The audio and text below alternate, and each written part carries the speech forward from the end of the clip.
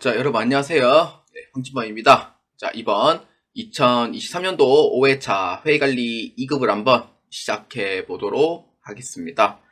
자, 회의관리 2급 촬영 일자는 2024년도 12월 22일이고요. 2024년도 12월 21일자 시험이 있었습니다. 예, 여러분들 전부 다 합격을 하셨으면 좋겠고요. 2025년도 처음 준비하시는 분들을 위하여 한번 1번부터 40번까지 한번 보도록 하겠습니다. 자, 총 4개의 파트를 나누어서 1에서 10번, 그 다음 11에서 20, 21에서 30, 31에서 40번 해가지고 풀이해설을 진행해 보도록 하겠습니다. 이번 문제는 어려울지 쉬울지 한번 보면서 한번 파악해 보도록 합시다. 자, 회의관리 2급 문제 1번입니다. 다음 중 재무상태표에 관한 설명으로 가장 올바르지 않은 것은 입니다. 자 1번입니다. 재무상태표의 자산과 부채는 유동성이 큰 항목부터 배열하는 것을 원칙으로 한다. 자산과 부채는 유동성이 큰 항목이라고 되어 있죠. 이 부분은 이제 현금화가 가장 빠른 수. 그렇기 때문에 유동성 배열법을 의미합니다. 그렇기 때문에 1번에 대한 얘기는 맞아요, 틀려요? 맞다, 이렇게 이제 보시면 되겠습니다. 자, 그 다음 2번. 재무상태표는 기업의 자산, 이에 대한 채권자의 몫과 주주의 몫을 구분하여 표시한다. 자, 여기서 중요한 내용은 채권자의 몫과 주주의 몫인데, 이게 이제 구분계산의 원칙에 대한 설명입니다. 구분계산의 원칙은 여러분들 소위 얘기하는 자본금, 자본잉여금, 그 다음에 이익잉여금, 그 다음에 자본조정, 그 다음에 기타 포괄소액 누계, 이렇게 5가지를 뜻하는 게 구분계산의 원칙인데, 이제 여기서 얘기하는 부분은 여기서 이제 채권자의 몫, 채권자의 몫은 이제 외상매출금하고 받으러움을 뜻하죠. 그 다음에 주주의 몫은 뭐냐면은 배당을 뜻합니다. 그렇기 때문에 채권자의 몫과 주주의 몫을 이렇게 해서 구분해가지고 표시한다는 의미는 맞아요, 틀려요? 맞다, 이렇게 보아주시면 돼요. 받으러움과 외상매출금은 받을 수 있는 권리가 있는 자산. 그 다음에 주주의 몫은 배당이라고 쳤을 때 이에 해당하는 배당은 현금 배당인 경우에는 부채성 계정 항목으로 미지급 배당금 뜻하고요. 그 다음에 주식 배당인 경우에는 자본을 뜻하죠. 그래서 구분 계산을 해서 표시를 해야 된다라는 의미가 맞다, 이렇게 모아주시면 됩니다. 자, 그 다음 3번입니다. 재무상태표에는 표의 명칭, 보고기간 종료일, 상호, 측정 단위를 표기하여야 한다. 자, 재무상태표는요, 이렇게 이제 보시면은, 자, 이렇게 재무상태표라고 있고요. 재무상태표를 양식을 보시면은요, 왼쪽에는 상호명이 있어요. 상호명, 그 다음에 2024년 12월 31일, 현재 이렇게 얘기를 하고 있고요. 그 다음에 오른쪽에는 단위원 이렇게 되어 있습니다. 그렇기 때문에 재무상태표에는 표의 명칭이라고 되어 있으면은 이 재무상태표를 뜻하고요. 그 다음에 보고기간 종료일은 2024년도 12월 31일 현재를 뜻하고요. 상호는 상호명, 회사명을 의미를 하죠. 그 다음에 측정 단위는 원으로 해서 표시해야 한다라는 의미가 됩니다. 그렇기 때문에 표기 자체는 맞아요, 틀려요? 맞다, 이렇게 보아주시면 됩니다. 그래서 틀린 답은 4번이 됩니다. 재무상태표는 기업의 유형한 의사결정을 위한 관리회계의 구성요소다. 아니에요. 기업의 유용한 의사결정을 위한 거는 관리회계의 구성요소가 아니고 뭐죠? 재무회계의 구성요소다라고 설명을 해야 되는 거죠. 그렇기 때문에 4번에 대한 얘기는 맞아요, 틀려요? 아니다, 이렇게 보면 돼요. 관리회계는 이제 내부 의사결정이죠. 그렇기 때문에 외부에 공표하지는 않아요. 그렇기 때문에 관리에게 구성요소가 아니다라는 의미가 됩니다. 그래서 이에 해당하는 정답 몇 번? 4번으로 체크해 주시면 되겠습니다. 자, 회의관리 2급 문제 2번입니다. 다음 대화의 주제에서 나타나는 재무상태표의 작성 기준으로 가장 옳은 것은 입니다. 자, 김대리 봅니다. 이 부장님, 본사 매출 채권이 8천만원이고 대손 충당금이 2%인 160만원입니다. 재무상태표에 7,840만원으로 표시하면 더 간단할 것 같은데요. 이 부장, 물론 그렇지만 나중에 자본규모 전체 금액을 모르게 될 위험성이 좀 있습니다. 라고 이제 얘기를 해요. 자, 이 뜻은 뭐냐면은 구분 표시냐 라고 했을 때는 이렇게 이제 재무상태표가 이렇게 있으면은 어떻게 보고해요? 외상매출금이 이렇게 있으면은 8천만원이라고 돼 있죠. 8천만원. 그 다음에 외상매출금에 해당하는 대손 충당금 얼마예요? 160만원 이렇게 돼 있죠. 어떻게 표기해요? 가로 표기를 해서 오른쪽 라인에 7,840만원 이렇게 표기를 해요. 잠시만요. 자, 이렇게 표기를 하죠. 그렇기 때문에 이제 김대리에 대한 얘기는 이 앞에 부분을 싹 다 무시하고 그냥 이것만 보고 때립시다 라는 의미가 돼요. 근데 이렇게 해서 이제 보고 때리면은 어떤 현상이 생기냐면은 순매출액으로 보고를 했을 때 의사결정이 약간 오류가 생겨버려요.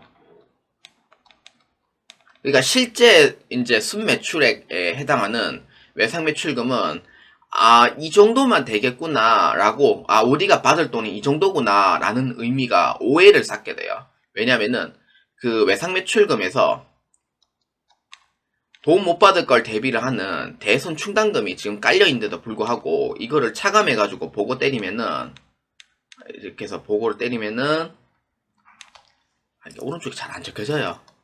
이게 패드가. 그렇기 때문에 보고를 이렇게 때리면요. 그 의사결정에서는 우리가 받아야 될 돈만 7,840만원이구나 라고 생각을 한단 말이에요. 실질적으로 받을 돈은 8천만원인데도 불구하고. 그렇기 때문에 오류가 발생하는 거죠. 그렇기 때문에 더 간단할 것 같은데요 라고 얘기는 했는데 이 부장은 물론 뭐 그렇지만 나중에 작은 규모의 전체 금액을 모르게 될 위험성도 있다 라고 얘기하죠. 이 뜻은 뭐냐면은 오해를 사는 경우는 외부 이해관계자만 해당되는 게 아니에요. 내부에서도 이러한 오류가 생길 수도 있다는 의미가 돼요. 160만원을 더 받아야 되는데 못 받게 되는 오해를 쌓는단 말이에요. 그렇기 때문에 내부에서도 오류가 생기고 패턴이 외부에서도 당연히 오류가 생기는 항목이 되죠. 그렇기 때문에 구분 표시다라고 할 때는 외상매출금과 대손 충당금은 계정 과목 자체가 다 독립이기 때문에 구분 표시를 일단 한다는 이런 얘기 자체는 맞질 않아요. 여기에서는. 왜냐? 금액에 대한 설명을 하거든요. 금액에 대한 설명을 하거든요. 그렇기 때문에 구분 표시는 맞지는 않아요. 맞진 않고 그 다음에 두 번째 총액주의입니다. 총액주의는 외상매출금 8천만원과 대손 충당금 160만원을 별도 반영을 하는 것을 이 부장이 원하고 있는 거예요. 지금. 근데 김대리는 그냥 이걸로 그냥 퉁칩시다 라는 얘기예요. 퉁칩시다 라는 얘기가 되기 때문에 별도 반영을 원하는 부분의 이 부장과 그 다음에 순액으로 때려야 되는 김대리의 말로 이렇게 이제 바뀌는 거죠. 그렇기 때문에 총액주의는 맞아요? 틀려요? 맞다 이렇게 보면 돼요. 이제 금액에 대한 부분이죠. 그럼 유동성 배열법에 대한 얘기는 맞아요? 아니에요? 현금화가 가장 빠른 순위라고 언급이 없어요. 그래서 아닌 거고 미결산 항목은 당연히 임시계정 과목에 대한 얘기는 없죠. 그렇기 때문에 미결산 항목도 이 얘기에선 안 맞는 거예요. 그래서 가장 옳은 건 몇 번? 2번으로 체크해 주시면 되겠습니다. 자, 회계관리 2급 문제 3번입니다. 회계 순환 과정이란 거래의 인식에 시작하여 회계 처리를 하고 결산 작업을 거쳐 재무제표가 만들어지는 과정을 의미한다. 문제 참 좋은 문제네요. 예, 이렇게 이제 보면은 회계상 거래를 인식하기 위한 조건은 그 회사가 영향을 미쳐야 하고 그 영향을 측정을 할 수 있어야 된다. 그 적절한 단어는 무엇인가입니다. 자, 회계상 거래를 인식하기 위한 조건은 그 회사가 이제 이걸 의미하는 거예요. 분계를 할 때 이 거래를 이제 인식하기 위한 이 분계를 하기 위한 조건. 그러니까 여러분들이 이거를 문장을 봐서 이해가 잘 안 될 수도 있는데 이거는 거래에 해당하는 그 조건, 그러니까 조건이 해당하는 부분 뭐예요? 재산의 증감이 있어야 돼요. 재산의 증감. 그러니까 즉 외부 거래하고 내부 거래에 해당하는 재산의 증감이 있어야 돼요. 그러면은 뭘 봐야 돼요? 자, 그러면은 주주에 대한 얘기는 맞아요, 아니에요? 주주는 관계 없죠. 신용도에 관계 있어요? 회사가 신용도 없는데요, 거래 못 하는데요. 이거 아니죠. 업무의 효율성. 거래하고 업무 효율성은 아무 관계가 없죠. 그 다음 뭐예요? 외부 거래냐 내부 거래냐 봤을 때 이거에 대한 얘기. 뭐죠? 재산 상태를 뜻하죠. 이러한 재산 상태에 해당하는 증감의 요소가 있어야 된다는 거예요. 그래야지 뭘로 측정해요? 그 영향을 금액으로 측정해야 되는 거죠. 그렇기 때문에 재산 상태와 금액을 이렇게 설명하는 내용입니다. 그래서 분계를 인식하기 전 거래 인식의 조건, 즉 재산의 증감이 있어야 한다. 즉 재산 상태. 그거를 어떻게 하면 돼요? 금액으로 인식하면 되죠. 얼마? 이렇게. 그렇기 때문에 3번에다 몇 번이에요? 4번으로 체크해 주시면 되겠습니다. 자, 회의관리 2급 문제 4번입니다. 다음은 주식회사 3일에 임대료 수익 계정별 원장을 나타낸 것이다. 계정별 원장의 기록에 관한 설명으로 가장 옳은 것은입니다. 이 문제는 지금 2023년도부터 제가 시작을 해서 매차 지금 문제가 출제가 되고 있는 상황입니다. 그렇기 때문에 자, 보실 때 선수 수익 이렇게 있죠. 자, 이거를 기준으로 첫 번째 금액을 먼저 파악합니다. 이렇게 그 왼쪽은 뭐예요? 차변, 대변 이렇게 돼 있어요. 그러면은 선수 수익이 차변에 있다는 거는 차변에 이 계정 과목을 넣었다라는 의미가 돼요. 선수 수익 15,000원 이렇게. 그럼 오른쪽은 뭐예요? 대변에 선수 수익이 있다 이 뜻인 거예요. 얼마? 6만원 이렇게.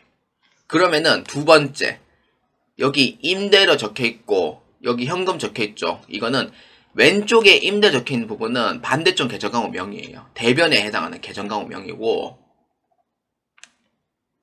그 다음에 현금은 뭐예요? 차변에 해당하는 계정강호 명을 의미를 해요. 이렇게 돼요. 그렇기 때문에 그러면은 대변에 임대료 15,000원을 의미를 하고요. 그 다음에 차변에 현금 6만원을 의미를 합니다. 그러면은 이 거래를 봤을 때 차변과 대변의 거래명이 어떤 거래인지는 이제 어느 정도 파악이 될 거예요. 그래서 10월 1일자 이 6만원의 선수 수익은 임대료가 발생했는데 수익으로 처리하지 않고 전부 다 부채로 처리한 부분이고요. 그리고 12월 31일자는 10월부터 12월 31일자에 해당하는 3개월치에 해당하는 부분에 대한 수익으로 인식을 한다라는 의미가 돼요. 자, 이렇게 되죠. 그랬기 때문에 그러면은 1번부터 4번까지 이 내용을 다 알았으니 해당하는 답을 찾으면 됩니다. 이제는. 자, 볼까요? 자, 1번부터 한번 봅시다. 회사의 선수 수익은 차기의 임대 서비스를 제공한 의무이므로 재무상태표에 6만원으로 인식한다. 회사의 선수 수익, 차기 임대 서비스를 제공한 의무가 있다는 거예요. 재무상태표에 6만원 인식해요. 인식해요? 6만원 인식합니까? 6만원에서 그래, 선수 수익인데 자, 12월 말자가 됐어요. 대변에 있던 선수 수익 어디 갔어요? 차변으로 갔죠. 15,000원. 빼야 돼요? 더해줘야 돼요? 빼야 돼요. 그러면 얼마 반영해줘야 돼요? 45,000원 정도, 45,000원 반영을 해줘야 된다라는 의미가 되죠. 1번은 맞아요? 틀려요? 아니다라는 의미가 돼요. 자, 그 다음 2번입니다. 회사의 임대료는 실현주의 요건에 따라 손익계산서에 45,000원씩 한다. 자, 임대료는 뭐예요? 수익이잖아요. 임대료 수익이죠. 얼마 인식해야 돼요? 45,000원 인식해요? 아니죠. 얼마? 15,000원만큼 인식해야 되는 거죠. 금액이 틀렸습니다. 자, 그 다음 3번. 회사는 최초 수익 계정을 이용하여 회계 처리하였고 결산 조정을 통해 부채 계정을 인식하였다. 자, 회사는 최초 수익 계정을 이용을 해서 회계 처리를 한다. 아니죠. 뭐예요? 선수 수익 계정 과목을 이용을 했죠. 최초에. 뭐예요? 선수 수익은 부채성 계정 과목입니다. 그래서 결산 조정을 통해 뭘로? 수익 계정을 인식하였다라는 의미가 돼요. 3번 틀렸습니다. 자, 이걸 지금 상황을 봐서 지금, 이렇게 돼 있다라는 부분, 보시면서 하면 돼요. 근데 봐도 좀 헷갈릴 수도 있어요. 그 다음 4번입니다. 4번의 답은 3번밖에 없어요, 이제. 4번 볼까요? 회사의 1개월분 임대료 5,000원이며, 손익계산서에 인식되는 단기 기간의 기속분은 15,000원이다. 자, 임대료는 1개월분이 5,000원 맞습니다. 그러니까 6만원에 1년치 12개월을 쪼개면은 한 달에 5,000원씩 인식되는 게 맞고요. 손익계산서에 인식되는 부분, 그러니까 즉 10월 1일부터 12월 31일까지 3개월치만큼 수익으로 인식해야 돼요. 그럼 얼마예요? 15,000원이더라. 이렇게 이제 보면 되죠. 그렇기 때문에 이에 해당하는 정답 몇 번이에요? 그렇죠. 4번으로 체크해 주시면 되겠습니다. 자, 회의관리 2급 문제 5번입니다. 다음 중 아래의 보기에 해당하는 거래로 가장 옳은 것은 입니다. 자, 부채의 감소와 자본의 감소입니다. 부채의 감소가 차변에 온다는 뜻은 부채를 상환을 했다. 그 다음 외상대금을 결제했다. 이런 의미가 되고요. 자산의 감소는 이제 부채를 상환할 때 자산의 감소는 현금하고 보통예금하고 당좌예금 이 세 가지 계정 과목만 들어갈 수가 있어요. 바드럼 이런 것도 들어갈 수 있지만 이런 부분은 이제 어음의 배서양도일 때 해당이 되고요. 그렇기 때문에 자, 한번 볼까요? 자, 몇 번입니까? 그렇죠. 정답은 그렇죠. 3번입니다. 과거에 외상으로 매입한 물건 대금을 현금으로 지급을 했다라는 의미예요. 그러니까 돈은 줬기 때문에 자산의 감소가 해당이 되고요. 4번은 왜 아니에요?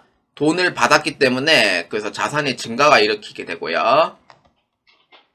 그 다음에 2번은 주식을 발행해서 현금 조달하는 뜻은 뭐냐면은 현금이 들어왔다는 의미가 돼요. 그렇기 때문에 자산의 증가가 나오게 되는 셈이고 게다가 자본이기 때문에 자본의 증가가 일어나는 셈이 됩니다. 그 다음에 은행으로부터 설비 투자자금 차입은 단기 차입금을 뜻하기 때문에 이거는 대변에 해당하는 부채, 그러니까 부채의 증가가 해당이 돼요. 그래서 1번은 답이 될 수도 있지만 1번은 여기서 답이 될 수가 없어요. 그렇기 때문에 2의 올바른 정답 몇 번? 3번으로 체크해 주시면 되겠습니다. 자, 회의관리 2급 문제 6번입니다. 회사의 재무 상태가 다음과 같은 경우 순자산을 계산하면 얼마인가? 입니다. 자, 이 문제에 해당하는 순자산, 자본을 뜻하는데 여기서 해당하는 부분은 그 자본 등식을 뜻합니다. 자본 등식은 자산에서 부채를 빼면은 자본에 해당하는 내용이 되겠고요.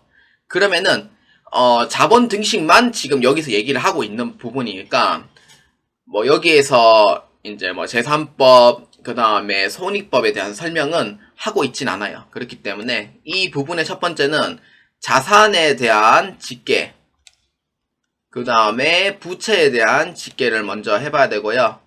그 다음에 두 번째는 이제 자본 등식을 이용을 해서 자산에서 부채를 빼면은 자본으로 이렇게 계산이 된다는 점 이렇게 이제 모아주시면 되겠습니다. 자, 그렇기 때문에 자, 일단 첫 번째 자산부터 한번 분류해 보도록 합시다. 자산은 어떤 거예요? 현금, 재고자산, 대여금 이렇게 세 가지가 존재합니다. 현금, 그 다음에 재고자산, 그 다음에 대여금 이렇게 세 가지로 나눠져 있고요. 그래서 현금은 10만원, 재고자산 60만원, 대여금 20만원으로 분류되어 있습니다. 그래서 총합은 얼마냐면은 90만원으로 되어 있고요. 그 다음에 부채는 매입 채무,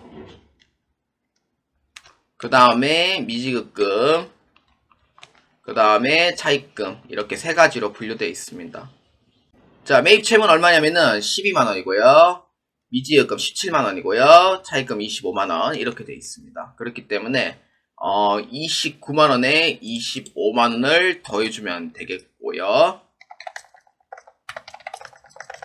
자, 얼마냐면은 54만원이 돼요. 자, 그러면은 자산의 총계와 부채의 총계를 모두 했으면은 여기에서 자산에서 부채 빼면은 자본이 됩니다. 그렇기 때문에 90만원에서 54만원만큼 빼주면 돼요. 그러면 얼마? 순재산은 36만원이더라. 이렇게 부어주시면 되겠습니다. 자, 그러면은 6번의 답 몇 번이에요? 그렇죠. 정답은 1번 36만원으로 체크해 주시면 되겠습니다. 자, 회관리 2급 문제 7번입니다. 다음 중 현금 및 현금성 자산에 관한 설명으로 가장 올바르지 않은 것은 입니다.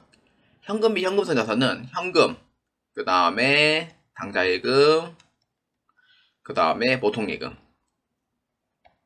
이렇게 세 가지로 있고, 그 다음에 취득일로부터 만기가 3개월 이내인 이제 금융자산, 즉 정기예금, 그 다음에 정기적금, 그 다음에 뭐 환매채, 뭐 그 다음에 상하우선주 등 이런 걸 이제 의미를 하죠. 그렇기 때문에 1번부터 4번까지 한번 봅시다. 자, 1번 통화뿐만이 아닌 통화대용 증권도 현금의 범위에 포함된다. 그러니까 통화는 지폐 주화를 뜻해요. 그러니까 현금으로 되는 조건이 지폐 주화. 그 다음에 통화 대용 증권, 그러니까 즉 현금 대신 사용할 수 있는 증권. 근데 이것도 역시 현금으로 취급을 합니다. 그렇기 때문에 그 범위에 포함되는 게 맞다면은 맞다 이렇게 보아주시면 됩니다. 그 다음 2번 현금이 들어오는 경우 차변, 현금이 나간 경우 대변에 기재한다. 물론 이제 거래 판례서에 의해서 이렇게 처리하는 부분이 맞고요. 그 다음 3번 실제 현금 잔액과 장부상의 잔액이 일치하지 않을 때, 그러니까 실제 잔액이 100원이라고 치고 장부상 잔액이 75원이다 라고 했을 때 25원만큼 차이 나죠. 이 25원에 대한 차익이 뭐냐면은 현금 가부족 계정 과목을 이용을 해요. 이렇게. 그래서 잔액이 일치하지 않을 경우에 발견해가지고 즉시 잡손실 잡이익 계정 과목으로 처리한다. 이거는 아니에요. 왜냐? 만약에 단기 중에서 이제 금액이 다르다고 했을 때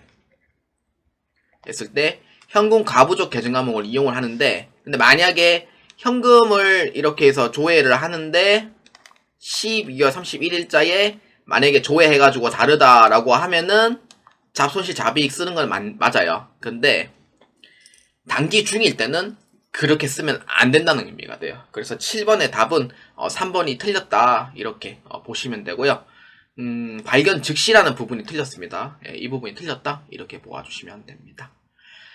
그 다음 4번 소액의 현금 지출은 일정 기간 단위로 회계 처리할 수 있는데 이를 소액현금 제도라 한다. 소액현금 제도는 전도금 제도라고 부르기도 하고요. 계정 과목은 소액현금이라는 계정 과목을 사용합니다. 그래서 맞습니다. 그래서 이것도 현금으로 취급하는 부분이에요. 그러니까 즉 현금 시제 같은 거 생각하시면 됩니다.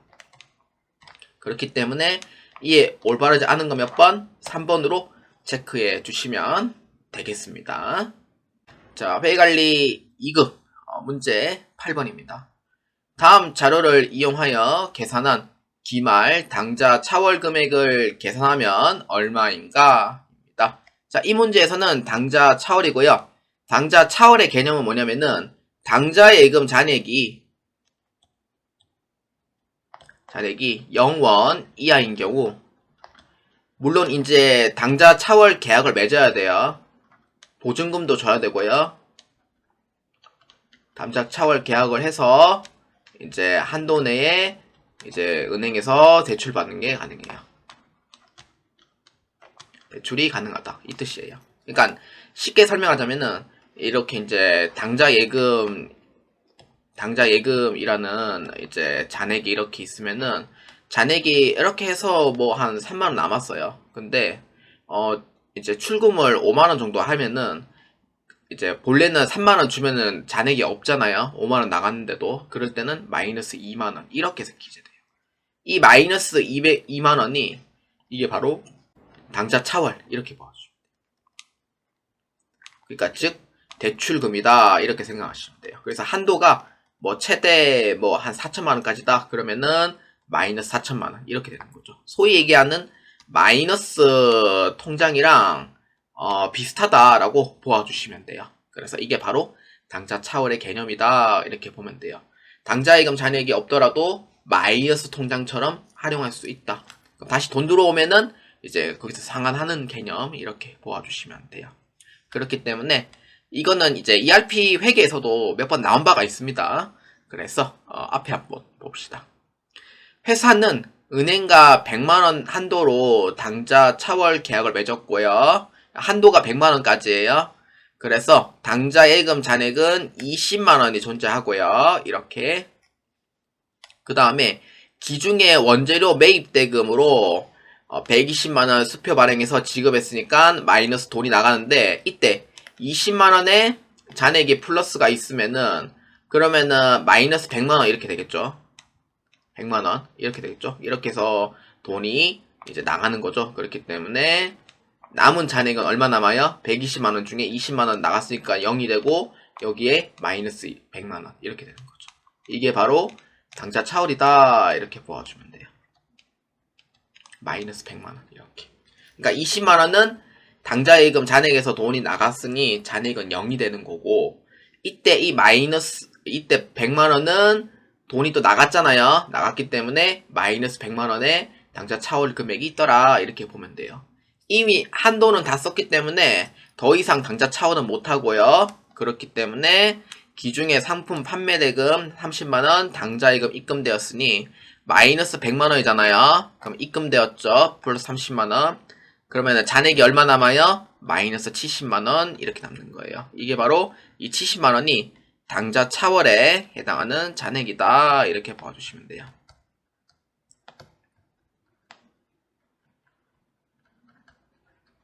이렇게 봐주시면 돼요. 그렇기 때문에 8번에 답 몇 번이에요? 그렇죠. 2번으로 체크해 주시면 되겠습니다. 자, 회계관리 2급 문제 9번입니다. 다음 중 주식회사 3일에 현금 관련 거래들을 분개한 것으로 가장 올바르지 않은 것은 입니다. 자, 23년도 문제는 분개에 대한 문제가 많이 출제가 됐어요. 근데 24년도에 들어서 분개에 대한 문제가 그렇게 많이 출제되고 있지는 않았고요. 자, 한번 봅시다. 자, 1번. 장부 금액이 70만원이 단기 매매 증권을 90만원에 처분하였다. 70만원은 내가 투자하는 금액이고요. 90만원은 내가 돈 받는 금액이에요. 게다가 처분했어요. 그러면은 내 재산에서 어떻게 돼요? 단기 매매 증권은 돈이 나가죠. 그렇기 때문에 내 재산 나갔으니까 대변인 거고, 장부 금액. 돈 받는 금액은 90만원이고요. 그러면은 얼마 정도 더 받았어요? 20만원 정도 더 수령을 했죠. 그럼 뭐예요? 그렇죠. 단기 매매 증권 처분 이익이더라. 이렇게 보아주시면 돼요. 그래서 20만원이다. 이렇게 보아주시면 됩니다. 자, 그 다음에 2번입니다. 장부 금액 20만원, 취득 금액 30만원, 기계장치를 10만원에 처분해요. 처분했을 때 이제 돈이 들어오죠. 근데 기계장치는 내 재산에서 나갔기 때문에, 그래서 이거는 취득 당시 금액으로 해줘야 되는 부분이고, 그 다음에 현금은 10만원 받는데 유형자산 처분 시 20만원이다. 이렇게 하면 맞아요? 틀려요? 아니죠. 왜냐면은 이때 취득금액 30만원이고 거기에 그 시간이 지남에 따라 감가상각 누계액이 빠져 있어요. 그래서 10만원. 그래서 여기에 장부금액이 20만원이어야 하는 건데 여기에서 틀린 거는 감가상각 누계액이 10만원이 있어야 되는 조건 하에 그 내용이 없는 거죠. 그렇기 때문에 2번은 틀렸다 이렇게 보아주시면 돼요. 이 방심하면은 맞는 것처럼 보이는데 이 안에 감가상각 누계액이 없기 때문에 정답이 될 수가 없는 내용이 됩니다. 자, 그 다음 3번. 유상증자를 통하여 현금 50만원을 조달하였다. 액면 발행이죠. 그래서 액면가 50만원 자본금으로 처리합니다. 자, 대변에다가 처리하죠. 자, 그 다음에 돈이 들어왔어요. 뭐예요? 현금 50만원이더라. 이렇게 보면 돼요.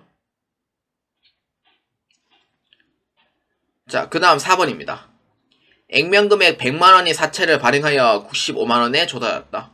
액면금액은 사채는 무조건 액면금액으로 기재해야 그래서 부채의 증가로서 대변에다가 처리를 하도록 되어 있고요.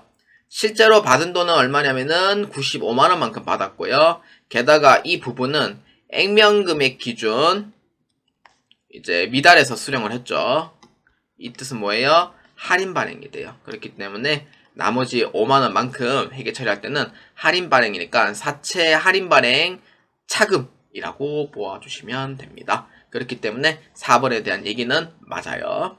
그래서 이에 올바르지 않은 분계 몇 번? 2번으로 체크해 주시면 되겠습니다.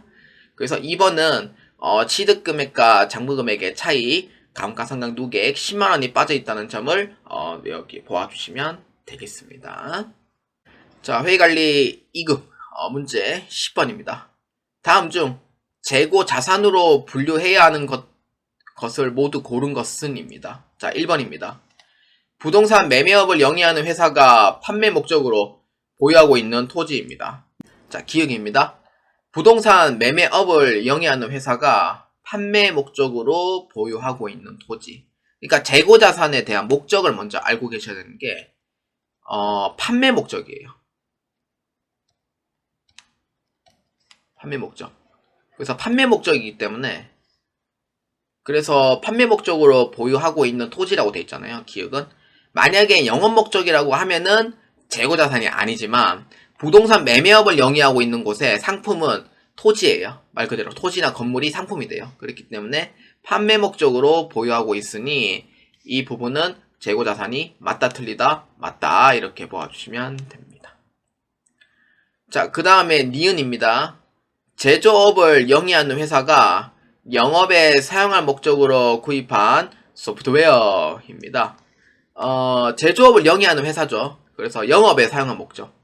그 다음에 디귿도 똑같이 영업에 사용한 목적.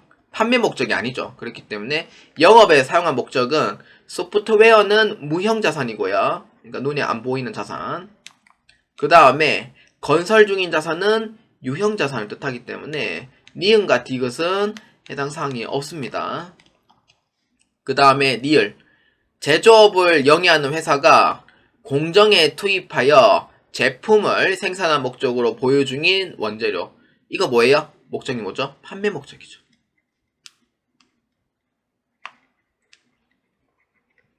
판매 목적이기 때문에 그래서 이거는 재고자산이에요? 아니에요? 재고자산이더라 이렇게 보아주면 돼요. 그렇기 때문에 이에 해당하는 정답 몇 번? 디귿과 니을이 됩니다. 그래서 정답 몇 번? 3번으로 체크해 주시면 되겠습니다.